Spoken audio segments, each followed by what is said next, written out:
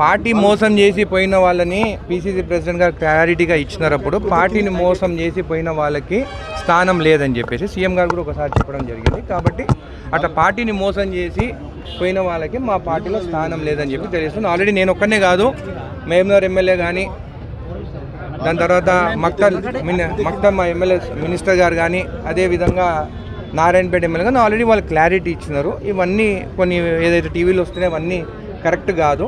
మా party faction రాజకీయాల్లో లేము. మేము ఫ్యాక్షన్లు అనేటోళ్ళని మేము తీసుకోమని చెప్పి అది మా పార్టీ సిద్ధాంతం అని చెప్పి మీకు తెలియజేస్తున్నాం. మాజీ ఎమ్మెల్యే ఎర్రశేఖర్ చేతిపాటిల చేరుడన్న వార్తలు ఎనురాగాల్నే జడ్చర్ల ఎమ్మెల్యే అనిరుద్ రెడ్డి అన్న గిట్లా మాట్లాడిండు. సర్పంచ్ పదవి కోసం సంత తమ్ముణ్ణి చంపినోన్ని మా పార్టీలకు తీసుకునే ప్రశ్నే లేదు. ఫ్యాక్షన్ రాజకీయాలు చేసేటోళ్లను మా పార్టీలకు రానియమని ఇదివరకు మా పిసిసి అధ్యక్షుడు చెప్పిండన్న అనిరుద్ సారు. ఒక సర్పంచ్ పదవి కోసము ఇంత తమ్ముని చంపిన వాళ్ళు రాజకీయాలు ఉంటే రేపు ఎమ్మెల్యే పదవి కోసము నన్ను కూడా చంపొచ్చు.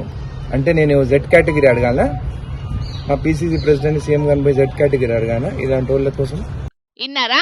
అసంటోళ్ళు పార్టీలకొస్తే రేపట్ల ఎమ్మెల్యే పదవి కోసానికి నన్ను సుతం చంపినా చంపుతాడు కావచ్చు.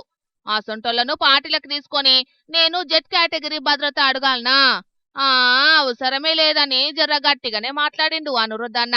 స్థానిక సంస్థల ఎన్నికలకు ముందుగాల ఇదివరకు చేతిపాటిల పనిచేసినోళ్లను మళ్ళా పార్టీలకు తీసుకుందామని చేతిపాటి పెద్దలు ఆలోచనలు చేస్తున్నారు కదా. అట్లా మాజీ ఎమ్మెల్యే ఎర్రశేఖర్ అన్న చేతిపాటిల చేరి ఇంటామెను జడ్పీ చైర్పర్సన్ ను చేద్దామన్న ఆలోచనలు చేస్తున్నారన్న వార్తలు ఎన్నిరంగాల్నే జర గట్టిగానే ఫైర్ అయ్యిండు అనిరుద్ అన్న. పార్టీలో బొచ్చడు మంది ఉన్నారు, వాళ్లకు అవకాశాలు ఇవ్వకుండా బయటి నుంచి వేరేటోళ్లను తీసుకున్నాడు ఎందుకని ప్రశ్నిస్తున్నాడు. ఆయన పార్టీలో ఉన్నోళ్ళకే ఒకరికి పడతలేదు.